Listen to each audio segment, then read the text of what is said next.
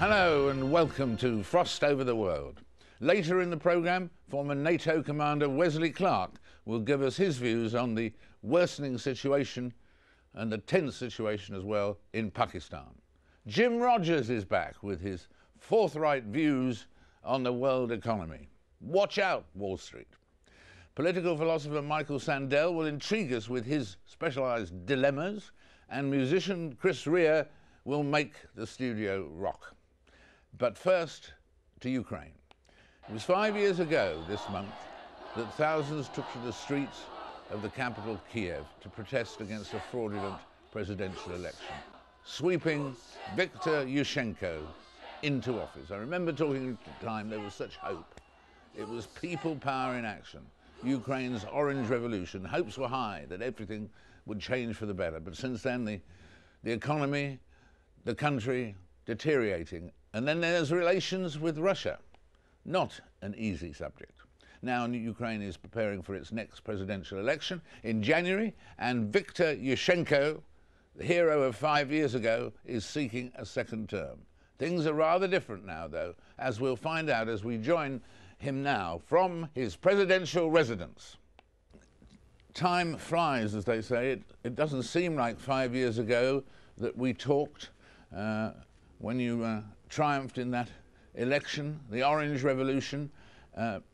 Today, with the figures in the opinion polls being so low, we've got opinion polls here of 2.8 and 4%. Is the great Orange Revolution still alive? Я, чесно кажучи, не хотів розпочинати з теми рейтингів, хоча Truth be told, I would not like to begin with opinion polls, even though your question forces me to do just that. My approval rating today is over 10%, but that's not the point.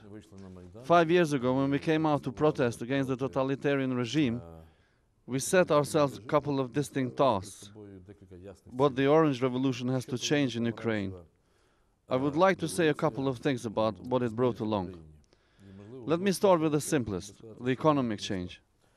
In the last 3 years, Ukraine had the highest economic growth rates in Europe in terms of internal GDP growth. It varied between 7.5 to 7.8%. In some instances, we had 12 to 13% quarterly growth. Those were the highest economic growth rates in the last 18 years. When we mention the industry, where growth rates reached 17 to 18%, these were unprecedented rates for our economy. Thank you for that. But of course, there's another side to the economic situation, isn't it?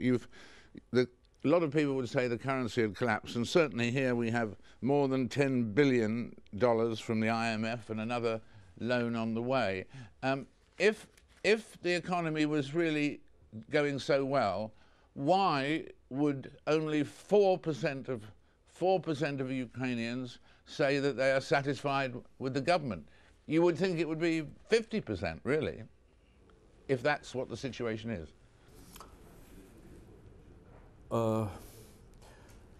Показники, які я говорю, це показники, які... The data I'm quoting is the reality, not a spin. When we are addressing the problem you mentioned, as to why IMF is today working to help Ukraine, it's to do with the fact that we are having one of the weakest budgetary policies with budget deficit exceeding 12 billion, over 12% of GDP.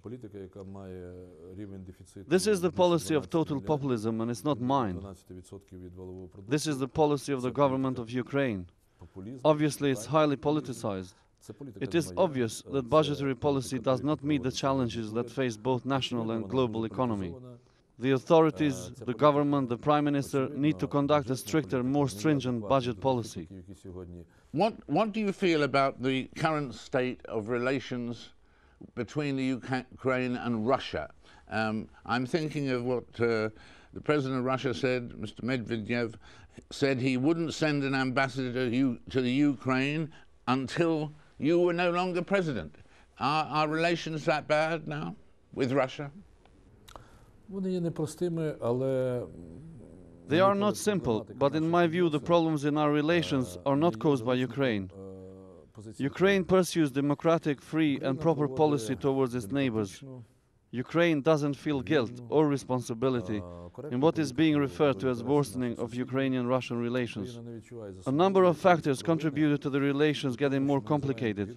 Among those, Ukraine getting closer to NATO. The second factor is clear standing on Russian Black Sea Fleet, leaving Ukrainian territory by 28th of May 2017. This is a basic demand of our security policy and of the national constitution of Ukraine. To my mind, the relations were affected to a large degree by the military conflict between Russia and Georgia in August last year, when a European country had its territorial integrity challenged. Ukraine's position was clear and obvious, and by the way, in line with the standing of the most of Europe. One issue, of course, that the world sympathized with you on was when you were poisoned at the time of the last election. Are you any closer to knowing who it was, who the culprits were of that particular affair? And we read rumors that they are in fact hiding in Russia. Is that the current situation? Today the biggest problem is the fact that 3 people who are the perpetrators have found refuge in Russia. General Prosecutor's Office has requested from the Russian authorities, in line with bilateral agreement, that these people be extradited to Ukraine. But the Russian side refused. I appealed to the Russian authorities in this matter and received assurances that it will be dealt with. Unfortunately, what really happened is that lately all 3 have been granted Russian citizenship. This creates an obstacle to bringing this case to a close, proving the key component of the case, conducting questioning of these 3 people and finalizing investigation.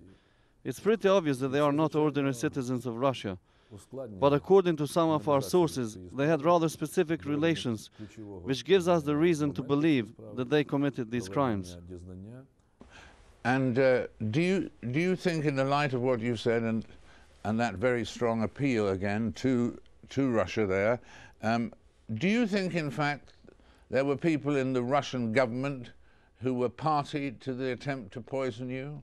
Do you think it was governmental rather than just individuals?